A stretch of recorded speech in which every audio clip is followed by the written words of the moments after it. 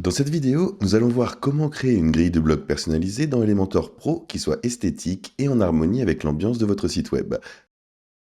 Bonjour à tous, je m'appelle Eric Hunsaker et sur cette chaîne, nous allons droit au but pour vous aider à créer votre premier site web sans vous perdre dans les méandres techniques. Si vous avez déjà essayé d'afficher des articles de blog sur votre site WordPress, mais que vous êtes retrouvé avec quelque chose qui ressemblait à un fil d'actualité générique, cette vidéo est faite pour vous. À la fin de cette vidéo, vous saurez exactement comment créer une mise en page de blog qui non seulement fonctionne, mais qui semble également personnalisée, le tout sans toucher à une seule ligne de code. Qu'est-ce qu'Elementor et Elementor Pro? Elementor est un plugin de création de sites web très populaire pour WordPress. Considérez-le comme un outil de glisser-déposer qui facilite considérablement la conception de vos pages web même si vous ne connaissez pas grand-chose au codage. Vous pouvez choisir différents éléments tels que du texte, des images, des boutons et les déposer où vous le souhaitez sur votre page. Il existe une version gratuite d'Elementor qui convient parfaitement au site web basique, mais il existe également un Elementor Pro qui est la mise à niveau payante. Elementor Pro passe à la vitesse supérieure. Il vous offre une multitude de fonctionnalités supplémentaires, notamment pour créer des mises en page plus complexes et ajouter du contenu dynamique. Il est également indispensable si vous souhaitez créer des modèles de blog personnalisés ou embellir vos grilles d'articles, ce dont nous allons parler dans la vidéo d'aujourd'hui. Si vous êtes prêt à faire passer votre grille de blog au niveau supérieur, n'hésitez pas à passer à Elementor Pro et à débloquer ces puissantes fonctionnalités dès aujourd'hui. Vous trouverez un lien dans la description ci-dessous pour vous lancer. En cliquant sur ce lien, vous serez redirigé vers cette page où vous pourrez choisir parmi différents forfaits. Il y a le forfait essentiel qui coûte 4,99 $ par mois, facturé aujourd'hui à 60 $ et qui convient pour un site web. Vous avez le choix entre plusieurs forfaits différents et encore une fois, si vous souhaitez vous lancer, vous trouverez un lien dans la description ci-dessous. Prenons un petit peu de recul. Peut-être n'avez-vous pas encore de site web, mais vous envisagez d'en créer un et vous souhaitez vous lancer sans savoir quel créateur de site web ou quelle formule d'hébergement choisir. Je recommande vivement Hostinger. C'est le service que j'utilise personnellement pour héberger mon propre site web et c'est celui que nous utiliserons pour héberger tous les sites ici. Si vous cliquez sur le lien dans la description, vous serez redirigé vers cette page où vous bénéficierez des meilleurs tarifs possibles pour Hostinger. Vous pouvez maintenant cliquer sur voir les offres ou commencer gratuitement, ce qui est une nouveauté proposée par Hostinger.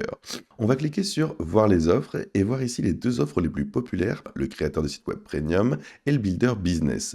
Les deux sont excellents et vous pouvez consulter leurs différentes fonctionnalités pour voir laquelle vous convient le mieux. Il s'agit de votre tout premier site web, donc honnêtement, le Premium WhatsApp Builder sera probablement largement suffisant.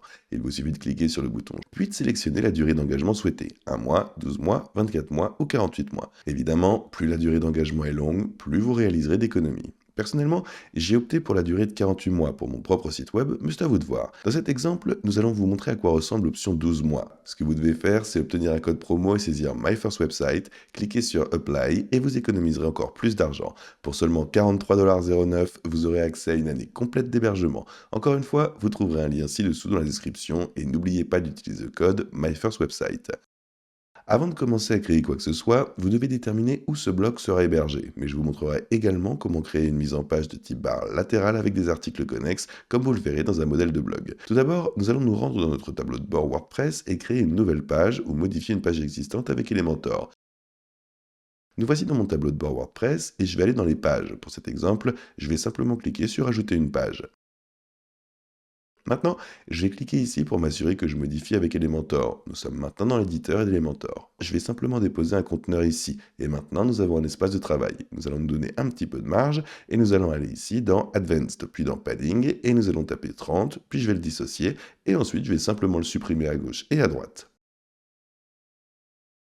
Parfait. Nous allons également ajouter ce titre, nous allons le sélectionner, le déposer ici, puis nous allons taper le dernier article. Troisième étape, ajouter le widget d'article. Maintenant, passons à la partie amusante. Dans la barre latérale d'Elementor, nous allons chercher Article. Cela fait partie d'Elementor Pro, alors assurez-vous de l'avoir installé avec votre clé de licence. Nous revenons ici, on clique sur le signe plus, et nous allons rechercher des articles. Nous allons le sélectionner ici et le déposer juste en dessous du titre de notre premier article. Bon, maintenant sous Layout, mise en page, ici à gauche, nous pourrons choisir le nombre de colonnes que vous souhaitez. 3 est un excellent point de départ pour la plupart des blogs. Vous pouvez définir le nombre d'articles que vous souhaitez afficher, et par exemple 6 ou 9 ou 12. Choisissez la position de l'image. En général, le haut est la meilleure option, comme c'est le cas actuellement. Vous pouvez ensuite ajuster le rapport de la taille et de l'image si vous souhaitez qu'elle soit plus haute ou plus carrée. Vous pouvez même choisir de masquer complètement l'image si vous optez pour une mise en page uniquement textuelle. Ici, sur le côté gauche, se trouvent des colonnes. Nous pourrons passer à 2 pour vous montrer à quoi ça ressemble, passer à 4 pour voir à quoi ça ressemble, mais honnêtement, je préfère 3. Ça semble très équilibré et esthétique. Ici, nous pouvons choisir le nombre d'articles par page et pour l'instant, 6 articles sont affichés. Peut-être que nous voulons n'en afficher que 3. Je vais vous montrer les 3 articles les plus populaires ici et c'est ici que vous pourrez modifier l'image. Nous allons vous montrer à quoi ça ressemble ici à gauche. Nous allons peut-être choisir aucune, ça semble correct. Mais honnêtement, comme je l'ai dit, je pense que le haut est le plus esthétique. Nous pourrons également choisir ici la résolution de l'image, nous pourrions voir l'agrandir, la rendre plus nette comme ceci et honnêtement, ça rend plutôt bien.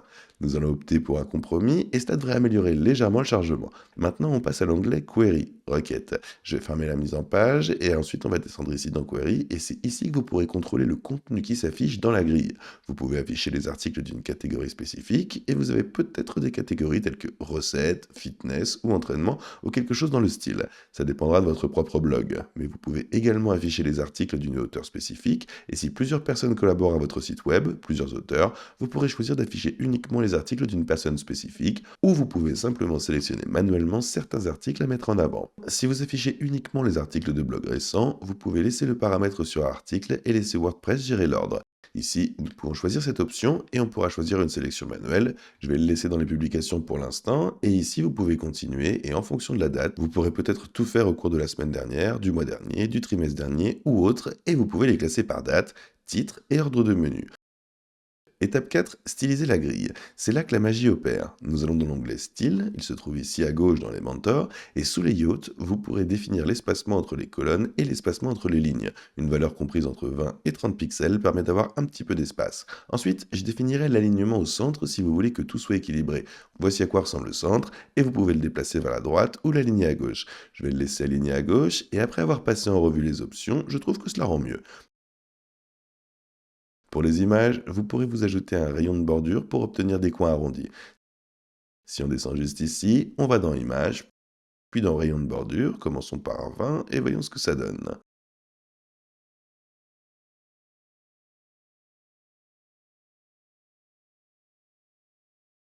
Vous pouvez voir que ça ajoute un petit peu d'arrondi au coin, j'aime bien l'aspect du 10, c'est un petit peu mieux. Vous pouvez également ajouter une ombre portée si vous voulez que les cartes postales ressortent un petit peu plus de la page. On reviendra sur la boîte, puis sur l'ombre, et on va cliquer ici. J'aime bien augmenter un petit peu le flou, quelque chose comme ça, et on va laisser ça tel quel. Continuons et cliquons simplement. C'est bon, ça semble correct. Alors honnêtement, j'aime pas vraiment ça. Je vais réinitialiser ça à la valeur défaut. Je vais réinitialiser ça à la valeur par défaut. Revenons ici à image, et maintenant si nous allons dans l'espacement ici, doublons cela pour obtenir 40. Ça va ajouter un petit peu d'espace en bas, mais je pense que 20 c'est bien. Maintenant, sous le tableau de contenu ici, vous pouvez modifier les couleurs de titre et les effets de survol. Par exemple, vous pouvez choisir la couleur de survol de votre marque comme couleur d'accentuation, et vous pouvez également ajuster la typographie du titre et de l'extrait. Mais veillez à ce qu'il reste clair et facile à lire. Vous pouvez également ajouter un espacement entre les éléments de texte s'ils semblent un peu trop serrés. Ici, sur le côté gauche, regardons cela. Pour la typo, sélectionnons une couleur ici, et nous pouvons choisir parmi les couleurs de notre marque. Cliquez sur une autre couleur pour voir comment cela modifie le titre. Honnêtement, je vais simplement revenir au noir ou à une couleur similaire. Peut-être que cette couleur secondaire... Non, non, non. Je préfère une couleur plus foncée, quelque chose comme ça, bleu foncé, ça me semble bien. Ensuite, on va dans la typographie et je vais agrandir un peu la taille. Nous pourrons peut-être modifier l'épaisseur là et on pourra peut-être passer en gras et peut-être simplement augmenter la taille avec ce curseur. Voilà, j'aime bien comme ça. Peut-être un petit peu plus petit, peut-être 24. Super. Ensuite, nous allons voir les titres de ces articles devenir un petit peu plus grands ici. Et on pourra également jouer avec les effets de survol pour les images et les boutons. Ce sont ces petites transitions subtiles qui font toute la différence. Si nous venons ici, revenons à l'image et allons dans Survol. Et c'est ici que nous pouvons procéder à quelques modifications. Nous pouvons peut-être cliquer sur flou, et maintenant, lorsque nous passons la souris dessus, cela devient flou. Continuons, et on va simplement réinitialiser ça. On va cliquer ici et revenir au contraste. Maintenant, lorsque nous passons la souris dessus, le contraste augmente, et vous pouvez apporter différentes modifications. Revenons à 100. Vous pouvez peut-être modifier la saturation, ou passer en noir et blanc lorsque vous survolez l'élément. Encore une fois, il s'agit simplement d'ajouter un peu de personnalité à votre article de blog pour le rendre un peu différent. Étape 5, rendez-le compatible avec les appareils mobiles. C'est là que beaucoup de gens se trompent. Ils créent une superbe mise en page pour ordinateur, mais ils oublient de vérifier à quoi elle ressemble sur mobile. Passons à la vue mobile et voyons à quoi ça ressemble ici. Jusqu'à présent, ça semble plutôt pas mal, et je pense pas que nous ayons besoin d'apporter de modifications à cet article. La seule chose que je ferais serait peut-être d'ajouter une petite grille ou un contour.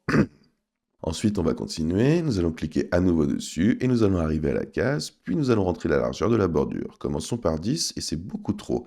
Essayons 2 et le rayon de la bordure et ça va continuer à arrondir ça également. Essayons peut-être 10 pour ça et un remplissage. Continuons et mettons 10 tout autour. Super, j'aime ça. Encore une fois, peut-être. Voilà, c'est parti. Essayons cette ombre portée. Voilà, je trouve que c'est beaucoup mieux avec une bordure et une ombre. Voilà, j'aime bien, c'est beaucoup mieux. Continuons et cliquons sur mobile ici, et on peut maintenant voir la séparation entre chacun d'entre eux, et en particulier sur mobile. Ça fait une grande différence. Avant, tout se confondait, mais maintenant, nous pouvons voir une séparation claire entre les publications. C'est très bien, et ça a l'air plutôt propre. Passons en revue quelques conseils finaux avant de publier. Prévisualisez toujours votre mise en page sur ordinateur, tablette et mobile. Vous devez vous assurer que le style reste cohérent avec votre marque. Cela concerne notamment les polices, les couleurs et l'espacement. Essayez différentes mises en page avec 2, 3 ou 4 colonnes et voyez ce qui fonctionne le mieux pour votre contenu. Utilisez les titres réels des articles et les images mises en avant pour tester. N'ayez pas peur d'utiliser des marges et des espaces blancs. Cela rend tout plus facile à lire et une fois que vous avez fait cela, vous pourrez cliquer sur publier. Je vais rapidement vérifier à quoi ça ressemble sur une tablette et encore une fois, je trouve que ça rend très bien. Alors on y va et on clique sur publier. Ensuite, nous allons prévisualiser ces modifications. Voici à quoi ça ressemble sur notre site web et évidemment, il s'agit ici d'un modèle assez basique. Mais comme vous pouvez le constater, cet article de blog spécifique est agréable à lire, clair et net, exactement comme on l'aime. Je vais fermer ça et passer à autre chose. Et voilà, c'est ainsi que vous pouvez créer une grille de blog personnalisée dans Elementor Pro qui ressemble vraiment à votre site web. Vous avez appris à ajouter le widget article et à personnaliser la mise en page, à styliser votre grille de blog pour qu'elle corresponde à votre marque et à la rendre compatible avec les appareils mobiles. C'est que vous pouvez réutiliser cette mise en page sur votre page d'accueil ou tout autre endroit où vous souhaitez afficher le contenu de votre blog. Si vous souhaitez vous lancer avec Hostinger ou Elementor Pro, vous trouverez des liens vers ces services ci-dessous dans la description. Il s'agit de liens d'affiliation, ce qui signifie que nous touchons une petite commission lorsque vous les utilisez sans frais supplémentaires pour vous. Ces commissions contribuent grandement à soutenir la chaîne et nous permettent de continuer à créer du contenu gratuit comme celui-ci. N'oubliez pas de liker, de vous abonner et d'activer la cloche pour ne manquer aucune autre vidéo. Sur cette chaîne, nous réalisons des vidéos sur la création de sites web, les noms de domaine et bien d'autres encore. Alors n'hésitez pas à vous abonner, merci d'avoir regardé cette vidéo, et nous, on se voit dans la prochaine.